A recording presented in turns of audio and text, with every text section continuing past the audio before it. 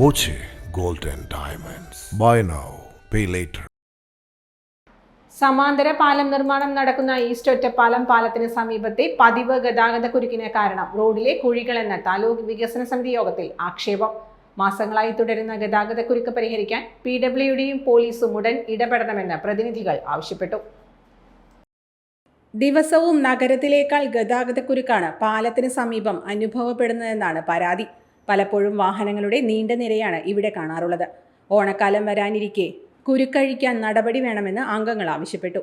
പാലത്തിലും സമീപത്തും രൂപപ്പെട്ട ആഴത്തിലുള്ള കുഴികൾ ഇറക്കി കയറ്റാൻ വാഹനങ്ങൾ വേഗം കുറയ്ക്കുന്നതാണ് പ്രശ്നത്തിന് കാരണമെന്നും ഗതാഗതം നിയന്ത്രിക്കാൻ സ്ഥിരമായി ഉദ്യോഗസ്ഥരെ നിയോഗിക്കാറുണ്ടെന്നും പോലീസ് പറഞ്ഞു.